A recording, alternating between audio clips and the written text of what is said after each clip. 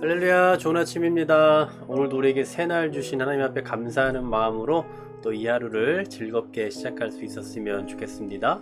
자, 앞서 사도 바울은 어제 미쳤다는 소리를 듣든지 아니면 온전하다는 소리를 듣든지 자신의 목표는 오직 하나님의 영광을 위하여 그리고 너희 곧 교회를 위해 사는 것이다 라고 이렇게 이야기를 했습니다.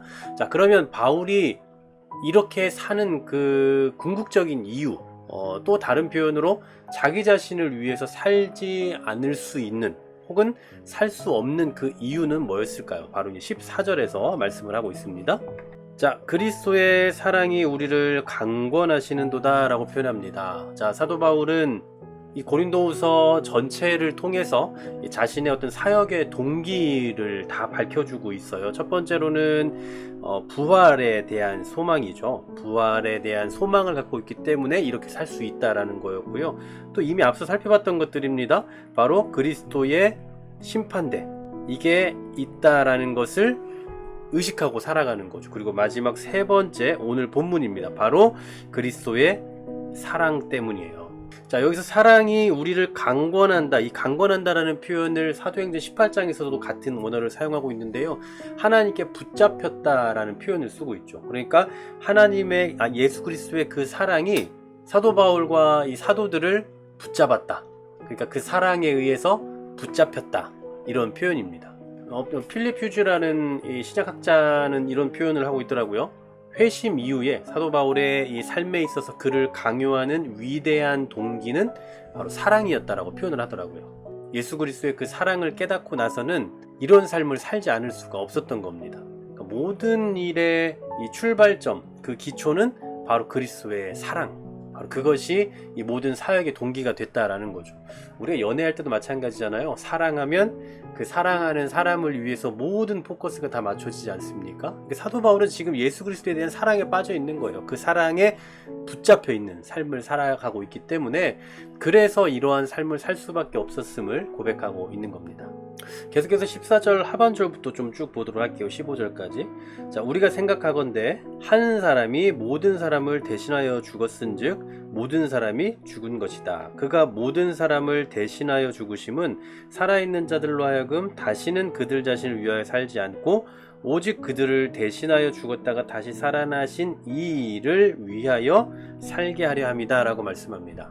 자, 먼저는 한 사람, 즉 예수 그리스도에 대한 소개를 하고 있죠. 예수 그리스도께서 십자가를 지신 그 이유는 우리를 구원하시기 위해라는 거 너무나 잘 알고 있잖아요. 그래서 여기서 대신하여 라는 표현을 계속하고 있습니다. 자, 그러면 예수님이 이렇게 우리를 대신하여 죽으신 그 이유가 뭐라고 말씀하고 있어요? 바로 그들 자신을 위하여 살지 않고 오직 그들을 대신하여 죽었다 다시 살아나신 이를 위하여 살게 하려 함이다 라고 말씀하죠. 예전에 예수 그리스도를 알기 전에는, 구속함을 받기 전에는 나를 위해서, 자기 자신을 위해 살았지만 이제는 그리스도를 위하여, 나를 다시 살게 하신 그분을 위하여 살게 하려 하심이다 라는 겁니다. 그렇다면 이제 이런 사람이 누구냐? 이렇게 구속함을 받아서 이제 예수 그리스도를 위해서 살아야 할 그 사람은 어떤 사람이냐, 이제 판단 기준에 대해서 16절부터 설명을 합니다. 보십시오. 그러므로 우리가 이제부터는, 자, 여기는 이제 회심 이유를 말하는 겁니다. 회심 이유의 그 삶, 어떤 사람도 육신을 따라 알지 아니하노라. 비록 우리가 그리스도도 육신을 따라 알았으나 이제부터는 그같이 알지 아니하노라 말씀합니다. 자, 이제부터는이에요. 이제부터는 육신의 방식대로 따라 살지 않는다. 예수 그리스도의 사랑이 그의 삶을 바라보는 모든 것을 다 바꾸어 놓았습니다. 더 이상 사람을 외모로 판단하지 않아요. 이게 바로 이 회심한 사람의 인생관이라고 할까요? 과거에, 그러니까 예수 그리스도로 말미암아 구속함을 받기 이전에는 모든 것을 이런 눈으로 볼 거 아닙니까? 사람을 바라볼 때에도 그런 관점으로 바라봐요. 그래서 사실 사도 바울도 이전에 예수님을 만나기 전에, 인격적으로 경험하기 전에는 예수 믿는 사람들을 박해했잖아요. 또 그 당시 사람들 어땠습니까? 이 고린도후서를 받는 이 대상자들 가운데 일부는 사도 바울에 대해서 계속 우리가 살펴봤던 것처럼 추천서를 가져와라, 뭐 이런 세상적인 관점으로 계속 바라보고 있지 않았습니까? 그런데 이제 이런 거 아니라는 거예요. 이런 관점으로 사는 것이 아니라 이제부터는 그같이 알지 않는다라고 이야기해요. 이전에는 우리의 그 판단 가치, 그 기준이 우리 자신이었다면 이제는 모든 것이 예수 그리스도의 중심으로 봐야 한다라는 사실이죠. 자, 그렇다면 이런 관점에서 바라보게 되는 이 그리스도인은 과연 어떤 존재입니까? 17절에서 말씀하죠. 우리가 너무 잘 알고 있는 말씀이에요. 그런즉 누구든지 그리스도 안에 있으면 새로운 피조물이라 이전 것은 지나갔으니 보라 새 것이 되었도다. 자, 그리스도 안에 있느냐 없느냐 하는 것이 사도 바울이 볼 때 가장 중요한 관점이었어요.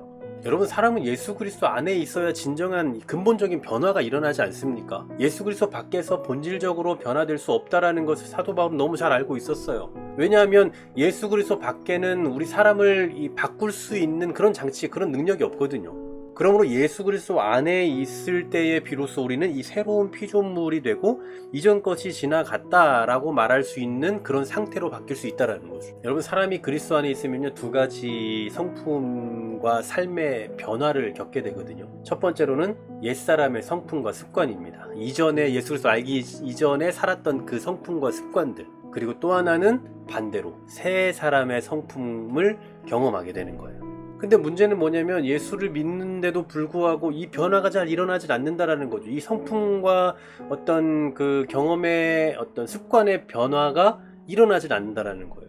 그래서 우리가 평생 해야 되는 작업이 바로 그 과정이죠. 계속해서 바꿔가는 작업. 새로운 피조물이잖아요. 그러면은 그 피조물에 맞는 그런 삶을 살아야 된다는 거죠. 우리가 뭐 그런 표현들을 자주 하죠. 뭐 저도 제 아들에게 그런 표현을 자주 합니다만, 좀 남자다워야지, 남자가 뭐 이러냐, 이런 식으로 말을 가끔씩 해요. 이건 무슨 얘기입니까? 여자의 아이에게 남자다워라 라고 말하는 게 아니라 남자에게 남자다워야지 라고 말하는 거잖아요. 그러니까 이미 남자인데 조금 더 남자스러워야 된다, 이런 말 하는 거 아니겠습니까?